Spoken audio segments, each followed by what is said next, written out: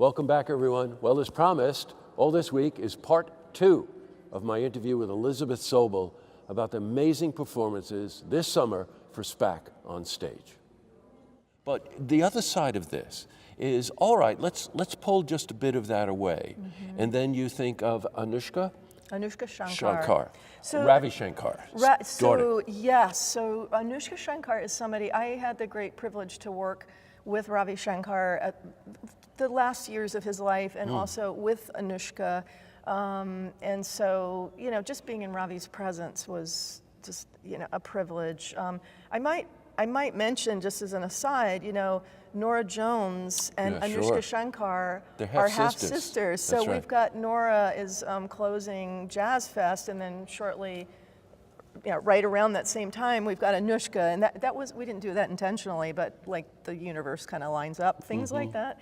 So Anushka is carrying on this incredible tradition of her father of being a master sitar player, but she also, like her father, reaches out to other traditions. And so you're going to hear not only the very strong traditional classical Indian tradition, but you're going to hear other elements that are part of her life as a young woman, right? Well, you know, chasing the Nora Jones thing just for a second, YouTube a song called Traces of You. It's a song that Anushka and Nora did together. Right. And I defy anybody not to feel that there's a spirit between half-sisters going on there. That's a but the way that song. Nora Jones sings and the way Anushka approaches the sitar. You know, so many of us had our first exposure to the sitar with the Beatles. Yeah. Because George Harrison of the Beatles embraced Indian music. Right. And you listen to Norwegian Wood. The first time I ever heard a sitar was like 1966 or something. Right. And you just realize just the majesty of this instrument. Now you add tablas and you add the other kinds of percussion instruments, and you realize that this is a form of music that you just can't experience any place else, right? Yeah, no, absolutely. And I love that you mentioned the Traces of You, because so all these like interlocking pieces. You know, I worked with Anushka and Ravi at the last years I was at IMG, and then when I went over to Universal, we distributed Anushka's records because she was signed to Deutsche Grammophon. So we actually distributed that album, and you know that song was on. You know, Traces of You is just one of the most divine things. You know, across the board, one thing. Those of you who know SPAC on stage, we're used to it happening at the end of August. This is very important. It's spread out over the summer. Yes. There's one in June, one in July, one in August, and one in September, I think, Yes. right? So, you know, go to SPAC.org and find out when these performances are. This is an incredibly unique thing. I want to just mention quickly 2 other things. I'm not even going to try to her last name, okay?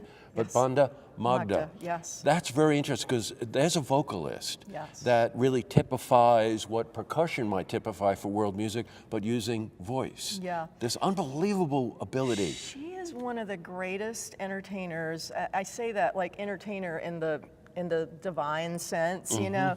She's an incredible singer, but she's also one of the most magnetic presences on stage. But also what you're going to hear is like her band is made up of musicians from all around the world. Right. So there's like an Argentinian and I think a Colombian or Chilean and Greek and It's whatever. 6 different countries. Exactly. So what you're going to hear is the unifying, you know, power of her voice, but the band, and it's not a band like a backup band, they're almost like an orchestra, right? That's correct. So again, this woman has pulled together these world influences through the magnetism of her own artistic vision and her voice and the way she presents music to a public, which is so powerful. And you're this close. We're like from here to where Andrew is sitting right here to where the artists are. I want to mention one last thing, and boy, as usual, we just run out of time. But Yamato. Yamato is a Japanese drum band. You know what when I was thinking about, I knew who they were.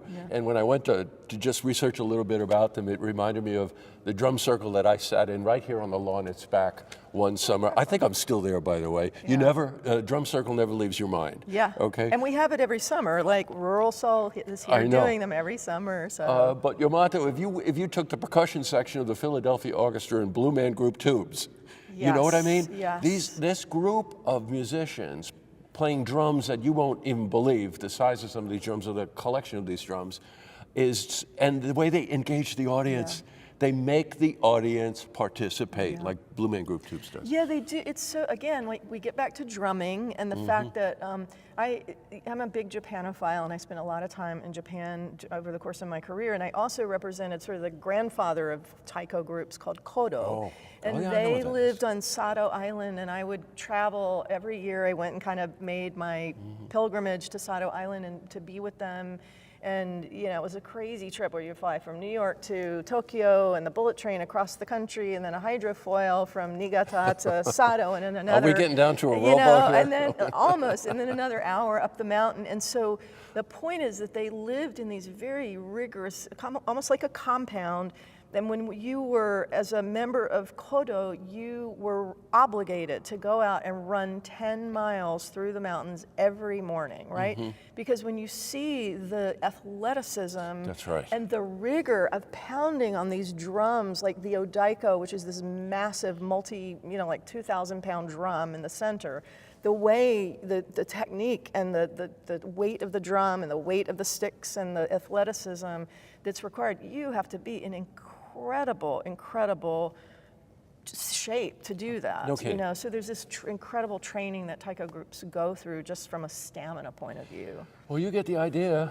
You have to get the idea. So go to SPAC.org, please, because SPAC on Stage is spread out throughout the summer. And you'll find out a bit about the artists, and you'll get the dates, okay? And Yamato, by the way, is going to be on the main stage. There's been some confusion about whether they were part of SPAC on stage. They're going to be on the main stage for a main performance, and find out when that is. Again, you know, it's just the idea that, you know, go someplace to see cover bands if you want.